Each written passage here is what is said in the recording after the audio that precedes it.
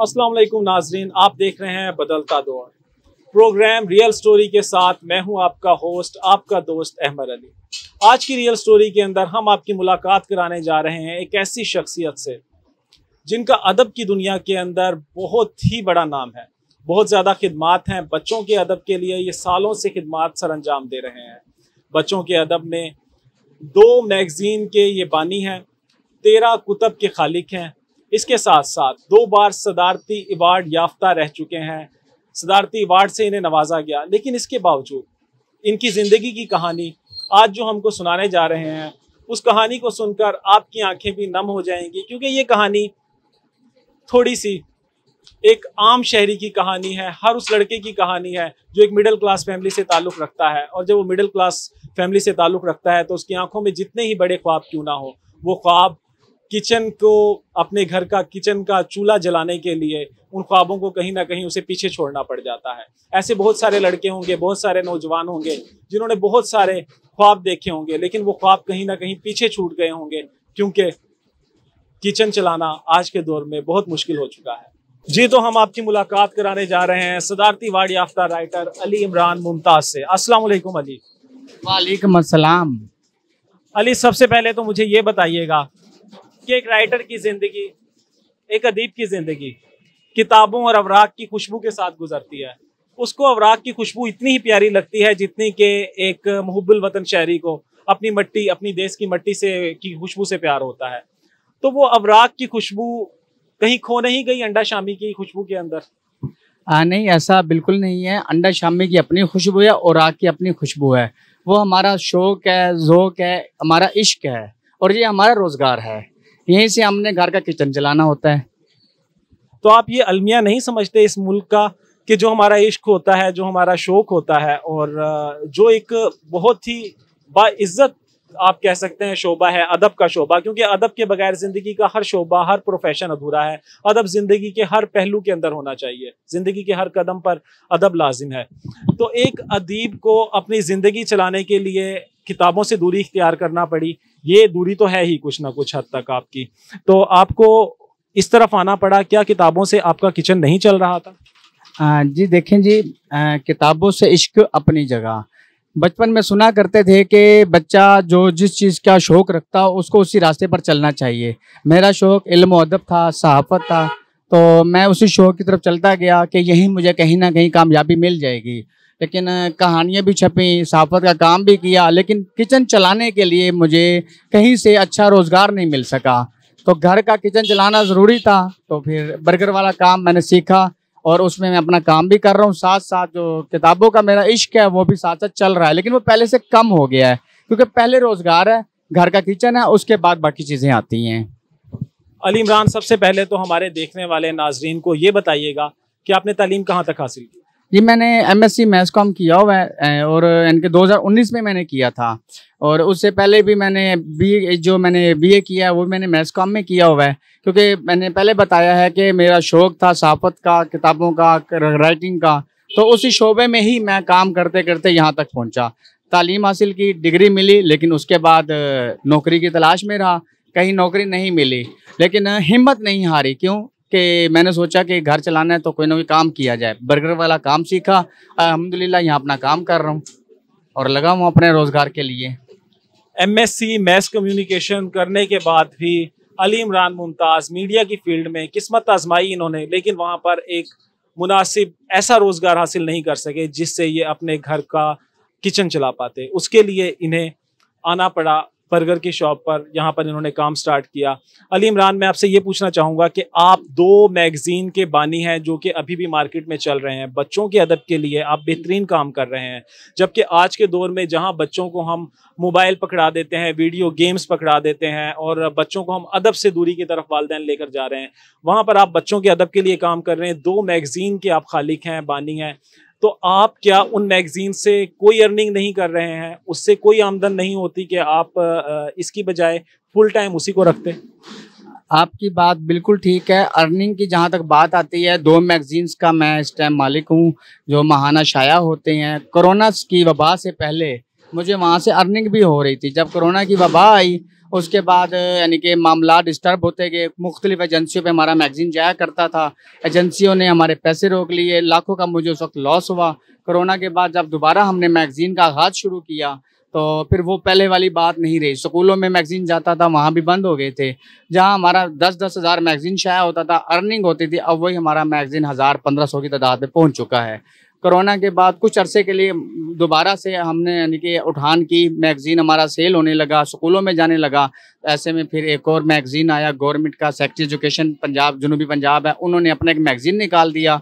उनका वो मैगज़ीन आने के बाद उन्होंने सरकारी स्कूलों में ऐलान कर दिया कि कोई भी प्राइवेट मैगज़ीन मत ख़रीदा जाए, सिर्फ यही रिसाला ख़रीदा जाए। उसके बाद जो हमारा मैगज़ीन उठान कर रहा था वो एक बार दोबारा गिर गया। जब अर्निंग ही नहीं हो रही थी तो मजबूरन दूसरा हमें रास्ता अख्तियार करना पड़ा। रोज़गार के लिए कुछ ना कुछ तो करना होता है, और यानी कि मैगज़ीन अब भी हम शायद कर रहे हैं, लेकिन हमें उसमें से वो अर्निंग नहीं आ रही जिससे घर का किचन चलाया जा सके। अच्छा, मुझे लगता है कि ऐसे इक़दामात करना हक तलफी है उन लिखारियों की, उन सच्चे तख्लीक़कारों की जो अदब के लिए सालों साल से मेहनत कर रहे थे, कि एक आप मैगज़ीन ऐसा ले आते हैं और उसके लिए साथ आप पाबंदी लगा देते हैं। अदब के ऊपर पाबंदी नहीं होनी चाहिए, कौन क्या पढ़ना चाहता है ये आपकी और मेरी अपनी चॉइस होनी चाहिए, ना कि हम स्कूलों में ये पाबंदी लगाएं कि आपने कोई प्राइवेट मैगज़ीन नहीं लेना है, जबकि प्राइवेट मैगज़ीन सालों साल से बच्चों की तरबियत का फरीज़ा सर अंजाम दे रहे हैं। अली, क्या आप ये नहीं समझते कि डिजिटल मीडिया आने के बाद भी लोग किताबों से दूरी इख्तियार कर गए हैं? क्या ये एक वजह ये भी नहीं है कि लोग जो हैं, अदब से जो वाबस्ता लोग हैं, वो उस किस्म की एक लग्जरी लाइफ नहीं गुजार पा रहे हैं जितनी दीगर प्रोफेशन से जुड़े हुए लोग गुजारते हैं? देखें जी, डिजिटल मीडिया आया, डिजिटल दौर आया, और किताब जो है ना प्रिंट से पीडीएफ में आई, लेकिन प्रिंट वाली किताब पर कोई असर नहीं पड़ा। कहते हैं जी किताब की आखिरी सदी है, जब तक किताब छपती रहेगी किताब की हर सदी रहेगी। किताबें अब भी छपती हैं, अब भी सेल होती हैं। ये एक अलग बात है कि महंगाई की वजह से किताब महंगी हुई है, तो महंगी होने की वजह से लोग नहीं ख़रीद पाते, तो वो पीडीएफ की सूरत में किताब को पढ़ते हैं। किताब पढ़ी तो जा रही है ना। अब मैंने खुद अपनी दुकान पे यहाँ छोटी सी लाइब्रेरी बनाई हुई है। लाइब्रेरी बनाने का मकसद यही था कि कस्टमर आए, बर्गर का आर्डर दे, देर है तो कोई किताब उठाए, बैठकर पढ़े। कुतुब-बीनी के फ़रोग़ के लिए अगर मैं ये कदम उठा सकता हूँ तो हर नौजवान, हर दुकानदार अपनी दुकान पे ये कदम उठा सकता है, ये कोशिश कर सकता है। और अगर हम दूसरे ममालिक में देखें तो वहाँ पे भी तो किताब सेल हो रही है ना, लेकिन वहाँ मामला क्या है, वहाँ किताब सस्ती है, वहाँ कागज़ सस्ता है, प्रिंटिंग सस्ती है। हमारे पाकिस्तान में ये चीज़ें महंगी होने की वजह से किताब महंगी है और कारी की पहुँच से दूर हो चुकी है। जी, मैं चाहूँगा कि मेरे कैमरामैन आपको दिखा सकें जो इन्होंने छोटी सी लाइब्रेरी बनाई है एक बर्गर की दुकान पर। इस किस्म का मुनफरिद इक़दामात करना अदब के फ़रोग़ के लिए, ये मुझे लगता है कि इससे पहले आपने कहीं नहीं देखा होगा कि आप कहीं पर बर्गर खाने के लिए जाएं और वहाँ पर आपको मुताला के लिए कुतुब-बीनी का आपको मौका मिले, वहाँ पर आप किताबें पढ़ें, वहाँ पर आप शायरी पढ़ें, बच्चों के अदब को पढ़ें और अपने नामवर लिखारियों को आपको पढ़ने का मौका मिले। तो मेरे ख्याल के अंदर ये बहुत ही एक उम्दा इक़दाम है और बहुत ही एक ऐसा इक़दाम है जिसकी तारीफ़ करना बनता है। अली, मुझे ये बताइएगा कि आप माशाल्लाह से सदारती अवार्ड याफ्ता हैं, तो सबसे पहले आपको सदारती अवार्ड से भी पहले पज़ीराई कब मिली आपके काम को? मेरी पहली किताब खिलते गुलाब जब शाया हुई थी, वो किताब मैं एक सन्नतकार के पास लेकर गया, तो उसने मेरी हौसला अफ़ज़ाई करते हुए उस वक्त मुझे 5000 रुपये का इनाम दिया। और ये मेरी पहली हौसला अफ़ज़ाई थी अदब की दुनिया में, एक अदीब की सूरत में, एक सनअतकार की सूरत में मुझे मिली। लेकिन उससे पीछे चले जाएँ तो जब मेरी एक कहानी नवाए वक्त अखबार है हमारा, उसका फूल और कलियां एडिशन आया करता था, उसमें शाया हुई, तो मेरी उस कहानी को पढ़ने के बाद मेरी टीचर ने, जब मैं 5वीं क्लास में होता था, तो मेरी उस टीचर ने मुझे 10 रुपये दिए, कहने लगी जी इतनी अच्छी तुमने कहानी लिखी है, ये तुम्हारा इनाम है। तो ये पेशराई का सिलसिला मैं सोचता हूँ कि मेरी टीचर शहनाज कुरैशी साहिब हैं और उन्हीं की हौसला अफजाई की बदौलत चलता चलता यहाँ तक पहुँचा है। अली, ये बताइएगा कि कितने साल की उम्र में आपने पहली कहानी लिखी? मैं 10 साल का था जब मेरी पहली कहानी शाया हुई थी मकामी एक अखबार में। और कहानी शाया होना हौसला अफजाई होना होता है, तो हौसला अफजाई ही वो पौधा होता है जो जिसको भी मिल जाए हौसला अफजाई तो वो आगे बढ़ता चला जाता है। ये हौसला अफजाई ना मिलती तो आज 13 किताबों का मुसन्निफ भी ना होता, 2 बार सदारती अवार्ड भी ना मिलते और आज शायद मैं राइटर भी ना होता। अली, मैंने सुना है कि जो अदीब लोग होते हैं वो आम लोगों की समझ में इतनी आसानी से नहीं आते हैं, क्योंकि उनकी ज़िंदगी जो होती है वो एक अलग ही डगर पर चल रही होती है, ज़रूरत से ज़्यादा हसास होते हैं, छोटी छोटी बातों को महसूस करते हैं, छोटी छोटी तकलीफ उनकी ज़िंदगी को अजियत देती हैं। तो आप मुझे बताइएगा, क्या आपकी ज़िंदगी के अंदर भी कुछ ऐसे मामलात हैं कि लोगों ने आपको तकलीफ दी हो, आपको समझने के अंदर मुश्किलात पेश आती हों उन्हें? हाँ जी, बिल्कुल। एक राइटर वाक़ई हसास होता है। हर चीज़ को, हर लफ्ज़ यानी कि माहौल को वो महसूस करता है, दर्द को महसूस करता है, क्योंकि उस राइटर ने लिखना होता है। रब ने उसको ये ख़ासियत इज़ाफ़ी इसलिए दी है कि वो लम्हा-लम्हा अपने लफ्ज़ों में कैद कर डाले, और जब पढ़ने वाला उसको पढ़ता है तो वो उस वक़्त को, उस लम्हे को महसूस भी कर रहा होता है। तो ये तब भी मुमकिन होता है जब एक राइटर को ये यानी कि सिफ़्त दी जाती है। वाक़ई हसासियत होती है राइटर्स में बहुत ज़्यादा, छोटी-छोटी बातों पे वो रोने भी लग जाता है, परेशान भी होता है और लोगों को समझाने की कोशिश करता है, लेकिन लोग नहीं समझते। अक्सर लोग तो राइटर को ये भी कह देते हैं, तुम तो लिखारी हो, लफ्ज़ों का खेल जानते हो, तुम तो लफ्ज़ मार के हमें ना यानी कि हराने की कोशिश करते हो। तो राइटर हसास होता है और ये चीज़ बड़ी अहम है। बिल्कुल ऐसा होता है कि जब एक राइटर होता है, वो कोई भी अगर आपसे जज्बाती गुफ्तगू करने की कोशिश करता है तो हम समझते हैं कि यार लफ्ज़ों से खेलना इसके तो बाएं हाथ का काम है। अगर ये कोई बात कर रहा है तो शायद डायलॉग बाजी कर रहा है, या डायलॉग बाजी के साथ साथ हम ये भी कह देते हैं कि जो भी जुमला इसने कहा है, जिस तरह ये जज्बाती जुमले अपनी कहानियों में तख्लीक कर देता है, ऐसे ही अपनी हकीकी ज़िंदगी में बोल देता है। और या फिर कोई और बात करने लगता है तो हम कहते हैं कि मियाँ किताबी दुनिया से ज़रा बाहर आओ, हकीकत इससे कदरे मुख्तलिफ है। हम अली इमरान से मज़ीद सवाल करते हैं। अली, ये बताइएगा मुझे कि पहली बार सदारती अवार्ड आपको कब मिला? पहली बार सन 2009 में मेरी एक किताब शाया हुई थी, रोशन रोशन मेरा देश। उस किताब पर मुझे इस सदारती एजाज़ से नवाजा गया था। उस वक्त के प्रेसिडेंट कौन थे? उस दौर के सदर आसिफ अली जरदारी साहब थे। तो जी, ये आसिफ अली जरदारी साहब ने इनको उस टाइम पर सदारती अवार्ड दिया, इनकी पहली उस शानदार काविश के ऊपर। लेकिन मैं ये कहना चाहूँगा कि जिन नायाब हीरों को आप सदारती अवार्ड से या तमगा इम्तियाज़ के साथ नवाजते हैं, उनकी ज़िंदगी को बेहतर बनाने के लिए कुछ ऐसे अमली इक़दामात भी उठाने चाहिए कि जिससे उनकी ज़िंदगी के अंदर बेहतरी आ सके। ऐसा ना हो कि वो नायाब हीरे ज़िंदगी को चलाने की जद्दोजहद के अंदर उनकी चमक कहीं मानद पड़ जाए। लेकिन हमारे यहाँ पर ऐसा ही होता है, यही अलमिया है कि वो नायाब हीरे जिनको हम एक दिखावे के तौर पर उस टाइम तो हम उनको अज़ाज़ात से नवाज दे देते हैं और उनको कुछ अवार्ड्स दे देते हैं, लेकिन उनकी ज़िंदगी को बेहतर बनाने के लिए कोई अमली कदम नहीं उठाते हैं। अली, ये बताइएगा, जब आपको पहली बार सदारती अवार्ड से नवाजा गया तो वालिदैन की क्या खुशी का आलम था? देखिए जी, बच्चा जब जब कामयाब होता है ना, वालिदैन की खुशी की इंतहा नहीं रहती। चाहे वो स्कूल लाइफ में हो, चाहे वो किसी और मामले में कामयाब हो, किसी यानी कि मुकाबले में रेस जीता हो, या क्रिकेट में, या किसी भी यानी कि शोबे में। तो मेरा भी उस वक्त जब मुझे सदारती अवार्ड के लिए लेटर आया तो उसके बाद अम्मी अब्बू बड़े खुश हुए। अब्बू ने तो स्पेशली कहा कि जब तक आपको ये एजाज़ ना मिल जाए तब तक आपने किसी को कुछ बताना नहीं है, क्योंकि ऐसी खुशियाँ जो है ना, इनको नज़रें भी लग जाती हैं। और वाकई उनकी खुशी की इंतहा नहीं थी और ढेरों दुआएं मुझे मिली थी। अली, मुझे ये बताइएगा कि दूसरा सदारती अवार्ड आपको कब मिला और क्या कोई इनामी रकम भी मिलती है इस अवार्ड के साथ? जी, मुझे दूसरा सदारती अवार्ड 2018 में मिला था और इनामी रकम भी साथ मिलती है। और इस सदारती अवार्ड की ख़ास बात यह है कि जिस किताब पर मुझे सदारती अवार्ड मिला वो सीरत पर किताब थी। 2014 में मैं उस किताब को शाया करवाने के चक्कर में था, लेकिन माली तौर पर मजबूत नहीं था, इस वजह से मैं उस किताब को शाया नहीं करा सका। और वही किताब 2018 फरवरी में जाकर शाया हुई, और जब ये किताब शाया हुई तो मैंने भिजवा दी, और 2018 में ही 12 रबीउल अव्वल वाले दिन मुझे सीरत के हवाले से किताब लिखने पर सीरत सदारती अवार्ड से नवाजा गया। अली, आपने जो ये सीरत पर, सीरत नबी सल्लल्लाहु अलैहि वसल्लम पर किताब आपने लिखी, इसके बारे में आप मुझे बताइएगा कि ये जो आपको अवार्ड मिला, इसकी इनामी रकम का आपने क्या किया? जी, ये मेरी किताब सीरत पर जो थी, पहले बताता जाऊँगा, इसका नाम है नूर आलम सल्लल्लाहु अलैहि वसल्लम। इस किताब के 3 एडिशन शाया हुए हैं, और इसकी जो इनामी रकम थी जब मुझे वहाँ से मिली और मैं वापस जब मुल्तान पहुँचा बाय एयर, तो मेरे उस्ताद मोहतरम माजिद मलिक साहब वहाँ पे फूलों के हार लिए, और दोस्त भी खड़े थे, उन्होंने फूलों के हार पहनाए, मुबारकबाद दी, और सर मुझे अपनी मोटर बाइक पर मेरे घर लेकर आए। जब मैं घर आया तो अम्मी जान ने ना सर से कहा कि जिस तरह फूलों के हार इन्हें पहना कर आए हैं, इसी तरह यानी कि आप दुआ करें कि एक दिन आप इन्हें फूलों के हार पहना कर उम्रे के लिए भी भेजें।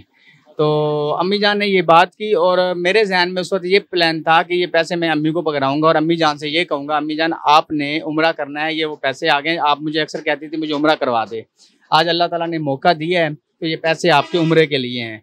तो मैंने वैसा ही किया, अम्मी जान को वो पैसे पेश कर दिए कि आपके उम्रे की रकम आ गई है, आप उम्रे की तैयारी करें। और ठीक 1.5 माह के बाद वालदा ने उम्रा के लिए जाना था, वीज़ा वगैरह लग चुका था, बड़े भाई ने साथ जाना था, बड़े भाई का मसला हो गया, वो रुक गया। तो ऐसे में मुझे यानी कि अम्मी ने कहा कि तुम मेरे साथ चलो। मैंने कहा मैं जाऊँ, अब तो मेरे पास पैसे भी नहीं हैं, मैंने तो आपको दे दिए हैं। एक साहब से मैंने ना पैसे लेने थे कारोबारी हवाले से, 3 लाख रुपए मेरा उसके पास फंसा हुआ था। मैंने उनसे तकाजा किया कि मुझे पैसे चाहिए। वो एक ऐसा मुआवजा मेरे साथ हुआ कि तीसरे दिन उस शख्स ने आके ना मुझे 2 लाख रुपए पकड़ा दिए और मैं हैरान। और जब वीज़े के लिए मैंने अप्लाई किया तो मेरा वीज़ा भी लग गया और अम्मी जान के साथ मैं उम्रा करने वहाँ पहुँच गया। और मैं सोचता हूँ कि आप वसल्लम की सीरत पर जो मैंने किताब लिखी है, मुझे यहाँ तो एजाज़ मिला ही मिला, अल्लाह ताला ने खुश होकर मुझे उम्रा भी करवाया और रोज़ा रसूल सल्लल्लाहु अलैहि वसल्लम पर हाज़िरी भी दिलवा दी। और ये मेरी ज़िंदगी का सबसे बड़ा अवार्ड है। बिल्कुल जी, ये ना सिर्फ इनकी ज़िंदगी का सबसे बड़ा अवार्ड है, बल्कि मुझे लगता है कि ये एक मेरिकल है कि जिस पाक हस्ती के नाम पर इन्होंने किताब लिखी, जिनकी सीरत को बयान किया, उन्होंने अपने दर पर मुअज़्ज़ाती तौर पर इनको बुला लिया। अली, मुझे ये बताइएगा कि वालिद साहब जो हैं आपके वफ़ात पा चुके हैं, तो वालिद साहब की कोई ऐसी ख्वाहिश जो आपने उनकी ज़िंदगी के अंदर पूरी की हो? जी बिल्कुल, मेरे वालिद साहब ख़ास मुझसे मोहब्बत रखते थे। मैं घर में सबसे छोटा था। मेरे बगैर किसी ख्वाहिश किए मुझे साइकिल भी ले देते थे, हर साल नई साइकिल ले देते थे, पुरानी हो गई अब नई ले लो। जब यानी कि साइकिल चलाते चलाते मोटरसाइकिल की दौर तक आया तो अब्बू जान ने मुझे मोटरसाइकिल भी ख़रीद कर दी, ये कह कर के तुम्हें मोटरसाइकिल की ज़रूरत है। जहाँ कहीं जाना अब्बू जान ने मेरे साथ जाना। और अदब के हवाले से ना अब्बू जान की एक ही बात होती थी कि तुम्हें अदब में कुछ मिले या ना मिले, तुमने ये रास्ता नहीं छोड़ना, इसी रास्ते को अपनाए रखना। अब्बा जान का इंतकाल हुआ आज से 8 माह पहले, लेकिन अब्बा जान की इस वसीयत को मद्देनज़र रखते हुए मैं अदब की दुनिया को कभी छोड़ नहीं सकता। लेकिन रोज़गार के लिए अपना बड़ा काम शुरू किया हुआ है, ये करूँगा, लेकिन साथ साथ अब्बा जी की ख्वाहिश को पूरे करते हुए मैं अदब इत्तफ़ाल या बड़ों का अदब हो या सहाफ़त हो, तो इसमें मैं अटैच भी रहूँगा। जी, बहुत खूबसूरत बात अली ने कही कि अब्बा जान की वसीयत को पूरा करने के लिए अदब की दुनिया को मैं छोड़ नहीं सकता। और अब्बा जान ने इनके कहा था कि कुछ भी हो अदब के सफ़र को जारी रखना है। जबकि मुझे हैरत होती है इस दौर के अंदर जहां वालिदैन अपनी औलाद को ऐसे रास्तों का इंतखाब करने का कहते हैं कि इस फील्ड के अंदर पैसा बेटा ज़्यादा मिलेगा, इस प्रोफेशन का इंतखाब करो, ये ज़िंदगी को आसान बना देगा और आप एक लग्जरी लाइफ गुजार सकेंगे इस रास्ते का इंतखाब कर कर। वहाँ वालिद एक कठिन रास्ते का इंतखाब करने का बेटे को कह रहा है कि बेटा इस रास्ते पर चलते रहना, क्योंकि वो जानता है कि ये रास्ता कौम के नौने हाल की तरबियत का रास्ता है।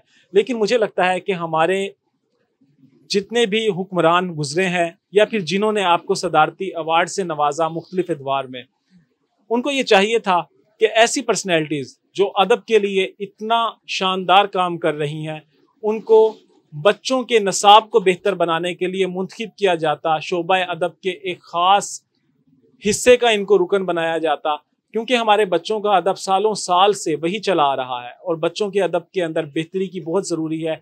और मुझे लगता है कि ऐसे नौजवान अगर बच्चों के अदब के लिए काम करें तो बच्चों का अदब मज़ीद बेहतर से बेहतर बन सकता है, जिससे हमारे कौम के नौने हाल, कौम का रोशन मुस्तकबिल बन सकते हैं। अली, इस बारे में आपका क्या ख्याल है? जी बिल्कुल, नर्सरी क्लास से जहाँ बच्चे की बुनियाद शुरू होती है, अलिफ बे से शुरू होती है। नर्सरी से 1, 2, 3, 4 जब आती है तो उर्दू की क्लास भी आती है, उसमें किताब भी होती है उर्दू की। तो उस उर्दू की किताब के लिए जिस तरह कहानियाँ सेलेक्ट की जाती हैं, नज़में सेलेक्ट की जाती हैं, तो ऐसे में हुकूमत पंजाब, हुकूमत पाकिस्तान को चाहिए कि उन मुसन्निफ़ीन को इस निसाब का हिस्सा बनाएं जो यानी कि अवार्ड याफ्ता हो और जिनका लिखा दुनिया मान भी रही होती है, उनको इस निसाब का हिस्सा बनाएं ताकि बेहतरीन और अच्छा निसाब जो है ना वो तख्लीक किया जा सके, उस किताब उर्दू की किताब में मुरतब किया जा सके, पढ़ने वाले बच्चों को वहाँ से नॉलेज भी मिल सके। क्योंकि मुसन्निफ़ीन लिखते हैं, अपनी कहानियाँ भी छपवाते हैं, उनकी किताबें भी छपती हैं, और उन्हीं की कहानियाँ अगर निसाब का हिस्सा बन जाएँ तो सोने पे सुहागा वाली बात होगी, उनकी मेहनत का अजर उनको मिल जाएगा। कहते हैं जी लिख यानी कि अच्छी बात फैलाना सदका जारिया है। तो मुसन्निफ़ जो अपनी कहानियों में, अपने नावलों में अच्छी बात लिखता है या कोई ना कोई सबक देता है तो एक सदका जारिया ही है। तो ये चीज़ें उर्दू निसाब में के निसाबी कुतब में भी होनी चाहिए। अली, मुझे ये बताइएगा आप बच्चों के अदब के लिए खुसूसी काम कर रहे हैं या फिर आप इसके अलावा बालगों के लिए भी आपने कुछ नावल लिखे हैं? जी, मेरी अवलीन तरजीह बच्चों का अदब है। कहते हैं जी बचपन में सीखा हुआ इल्म पत्थर की लकीर होता है। तो यही सोच सामने रख के मैंने बच्चों के अदब को सेलेक्ट किया, लेकिन इसके साथ-साथ बड़ों के अदब के लिए भी मैं थोड़ा बहुत काम कर रहा हूँ। 3-4 नावल भी मेरे शाया हो चुकी हैं, एक किताब भी मेरी रेडी है इस टाइम बड़ों के अदब के हवाले से। लेकिन पहली तरजीह हमेशा की तरह बच्चों का अदब ही रहेगा। ये पहली तरजीह, पहला इश्क इनके लिए बच्चों का अदब ही रहेगा।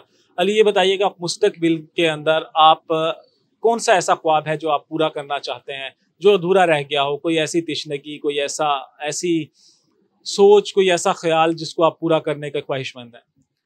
मेरी अब तो ख्वाहिश यही है कि हमारे पाकिस्तान का बच्चा-बच्चा पढ़ा लिखा हो। लेकिन हमारे यहाँ बहुत ज़्यादा अफ़सोस की बात ये है कि बच्चा जब 8 साल का या 7 साल का या 5 साल का होता है, अक्सर गरीब घरानों में उस बच्चे को दुकानों पर, मार्केटों में, वर्कशॉपों पे काम पर लगा दिया जाता है। उस बच्चे को तालीम से दूर कर दिया जाता है। मेरी अवलीन ख्वाहिश अब यही रहे कि अदब के साथ-साथ हर बच्चा पढ़ा लिखा हो। कम से कम अगर वालिदैन उसको पढ़ा नहीं सकते, इस काबिल बना लें कि वो अपने हाथों से ख़त लिख सके, अखबार पढ़ सके, किताब पढ़ सके, हिसाब किताब कर सके। ऐसे बच्चे मैंने देखे हैं, मैं मार्केटों में भी गया हूँ, मैंने सर्वे भी किया है। एक बच्चे से मैंने ऐसे सवाल किया कि बेटा आप कलमा सुनाओ। बच्चा मुझे कहता है जी मुझे कलमा नहीं आता, ये क्या होता है? और उसकी उम्र थी 8 साल। मैं बड़ा हैरान हुआ। मैंने कहा जी आपके वालिदैन ने आपको नहीं बताया कलमा क्या है, कलमा किसे कहते हैं? कहता है नहीं, हमें तो यहाँ कमाई के लिए भेजा कि यहाँ आपने कमाई करनी है। मैंने बच्चे से कहा आपका दिल करता है पढ़ने को? कहता है नहीं, हमारा दिल नहीं करता, अब्बा जान ने कहा है पैसे कमाने हैं बस। जब ऐसे बच्चे तालीम से दूर होकर पैसा कमाएंगे तो ऐसे बच्चे कल को क्रिमिनल भी बनेंगे। जिन्हें अच्छे और बुरे की तमीज़ ही नहीं होगी तो वो पाकिस्तान का मुस्तकबिल कैसे बनेंगे? बिल्कुल जी, आपने बिल्कुल ठीक कहा। हमारे यहाँ पर अलमिया ये भी है कि सिर्फ गुर्बत ही चाइल्ड लेबर की एक बड़ी वजह नहीं है। जहाँ बच्चों के एक हम नामवर अदीब के साथ गुफ्तगू कर रहे हैं, वहीं इन्होंने बहुत खूबसूरत बात की है, चाइल्ड लेबर के मसाइल के ऊपर रोशनी डाली है। वाकई गुर्बत सिर्फ चाइल्ड लेबर की एक अहम वजह नहीं है, इसके साथ साथ बहुत सारे वालिदैन ऐसे हैं, वो वालिदैन ये चाहते हैं कि बच्चे जो हैं वो शायद एक कमाने का अहम ज़रिया है। जितने ज़्यादा बच्चे होंगे उतनी ज़्यादा कमाई होगी। बच्चे ने 8 साल का 7 साल का होना है, उसको किसी वर्कशॉप पे, किसी शॉप पे भेजना है। डेली बेस पर अगर 200 रुपये उजरत भी लेकर आएगा, अगर 5 बच्चे जा रहे हैं काम पर तो अब्बा को बैठे बिठाए 1000 रुपये आ जाएंगे। तो ऐसे वालिदैन के लिए हमें मेरे ख्याल में कोई सख्त कवानीन होने चाहिए कि आप अगर बच्चे पैदा कर रहे हैं तो उतने बच्चे पैदा करें जिनकी आप बेहतर तरबियत कर सकते हैं, ना कि आप अपनी आसानी के लिए और अपनी कमाई के जरिया बनाने के लिए एक चाइल्ड लेबर को वजूद में लेकर आ रहे हैं। अली, इसके साथ साथ मुझे ये बताइएगा कि अपने देखने वालों को, अपने चाहने वालों को और जो लोग भी आपसे मोहब्बत करते हैं उनके लिए कोई ख़ास मैसेज, कोई ख़ास पैगाम जो आप देना चाहें? जी बिल्कुल, अदब ज़िंदगी का पहला करीना है और अदब के लिए तालीम ज़रूरी है और तालीम के साथ साथ नौजवानों के लिए ये बात बहुत ज़रूरी है कि कभी भी नाउम्मीद मत हों। जब आप उम्मीद तोड़ देंगे तो आप हार जाएंगे और पाकिस्तान का नौजवान हार नहीं सकता। मुझे देख लीजिए, मैंने रोज़गार के लिए धक्के खाए, रोज़गार नहीं मिला, नौकरी नहीं मिली, मैंने अपना कारोबार शुरू कर लिया। नाउम्मीदी अपनी ज़िंदगी से निकाल लीजिए, कोई हुनर सीख लीजिए। तालीम के साथ साथ हुनर जो है आने वाले वक्तों में आपको फ़ायदा देगा, क्योंकि अगर आपको नौकरी नहीं मिलेगी, आपके पास हुनर होगा, आप कोई भी काम कर लेंगे। लेकिन एक बात ये भी आप याद रखें कि कोई भी काम है उसमें शर्म मत करें और मत करें, क्योंकि नबी पाक सल्लल्लाहु अलैहि वसल्लम ने अपने हाथ की कमाई को बेहतरीन कमाई करार दिया है। अल्हम्दुलिल्लाह मैं यहाँ बैठकर अपने हाथ से बर्गर बनाता हूँ, कस्टमर्स को पेश करता हूँ और मैं दिल से मुतमईन हूँ। मैं इसमें कोई आर महसूस नहीं करता, शर्मिंदगी महसूस नहीं करता। एमएससी महज काम तालीम होने के बावजूद मैं बर्गर की रेडी लगा रहा हूँ, बर्गर बेच रहा हूँ, नहीं, ये तो एक आलीशान काम है, हम भूखों को खाना खिलाते हैं। बस इस उम्मीद के साथ तालीम भी जारी रखें और साथ आप कोई हुनर भी सीखें कि नौकरी ना मिले तो अपना कारोबार करें। जी नाजरीन, अली इमरान मुमताज़ नामवर अदीब ने एक खूबसूरत मैसेज दिया आपको कि मायूसी कुफ्र है। अपनी ज़िंदगी के अंदर मायूसी के अंधेरों को आप दूर कर लीजिए और वाकई ही कि मेहनत में कोई शर्म नहीं होनी चाहिए। अपनी ज़िंदगी के अंदर कुछ ना कुछ करने की कोशिश ज़रूर कीजिए। और ज़िंदगी अक्सर हमें मौके देती नहीं है, बल्कि हमें मौके तलाश करने पड़ते हैं। तो आप भी अपने लिए नए रास्ते तलाश कीजिए और दूसरों के लिए एक ऐसी मोटिवेशनल स्टोरी बनिए, एक ऐसी कहानी बनिए, एक ऐसी दास्तान बनिए जैसी दास्तान से आज हमने आपकी मुलाकात करवाई। नेक्स्ट एपिसोड में आपकी एक नई रियल स्टोरी आपको हम सुनाएंगे, एक नई ज़िंदगी के वाक़यात से आपको रोशनास कराएंगे। तब तक के लिए अपने मेज़बान अहमद अली को इजाज़त दीजिए। अल्लाह निगहबान।